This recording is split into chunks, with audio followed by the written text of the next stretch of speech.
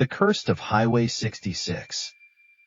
The highway stretched out before them like a dark snake, winding its way through the desolate landscape.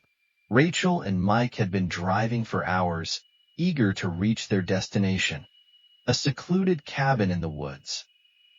As night began to fall, the GPS led them further and further away from civilization. The only sound was the hum of the engine and the soft rustle of the wind through the trees. Rachel yawned, feeling the weight of the long drive. "How much farther?" she asked Mike. "According to the GPS, we've got about an hour to go," Mike replied, his eyes fixed on the road ahead. Rachel nodded, settling back into her seat. She closed her eyes, letting the rhythmic hum of the engine lull her into a state of relaxation. But her peace was short-lived. Mike slammed on the brakes, jolting Rachel awake. "What's wrong?"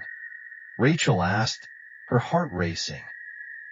"I saw something," Mike replied, his voice low and serious. "A figure, standing on the side of the road." Rachel peered into the darkness, but saw nothing. "It was probably just a deer," she said, trying to reassure him. But Mike was insistent.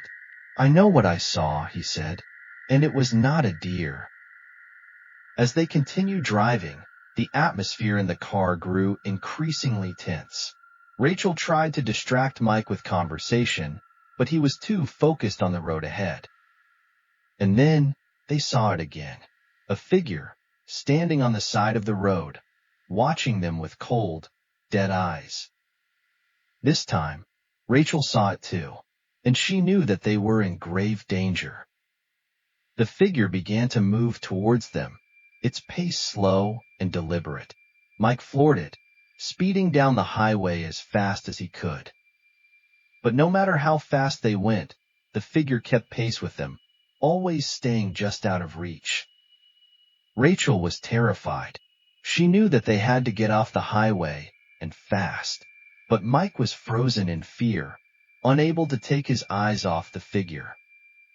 As they sped down the highway, the darkness seemed to close in around them.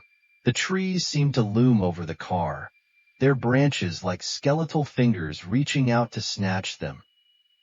Rachel's heart was racing, her breath coming in short gasps. She knew that they were running out of time.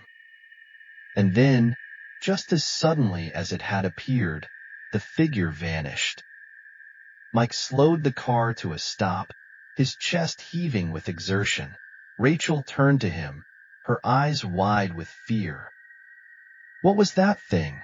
she whispered. Mike shook his head. "I don't know," he replied, "but I think we're lucky to be alive." As they sat there in stunned silence, Rachel realized that they were not alone. The figure may have vanished, but she could feel its presence, watching them from the darkness. And then, the car's radio flickered to life, broadcasting a haunting message. "You should not have taken this road." Rachel screamed as the radio went dead, plunging them into darkness. And when the lights flickered back on, Mike was gone. She was alone on the highway, with only the darkness for company. Rachel's heart was racing, her breath coming in short gasps. She knew that she had to get out of there, fast. She grabbed the keys and jumped out of the car, looking around frantically for Mike, but he was nowhere to be seen. The darkness seemed to close in around her, the trees looming over her like sentinels. Rachel knew that she was running out of time. And then, she saw it, the figure, standing on the side of the road, watching her with cold, dead eyes. Rachel knew that she was doomed. The highway had become a nightmare, and she was trapped in its grasp.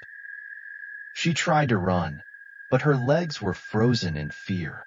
The figure began to move towards her, its pace slow and deliberate.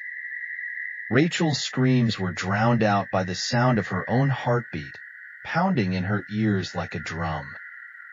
And then, everything went black. The next morning, Police found Rachel's car, abandoned on the side of the highway, but Rachel was never seen again. Some say that on certain nights, when the moon is full and the highway is deserted, you can still hear Rachel's screams, echoing down the deserted highway.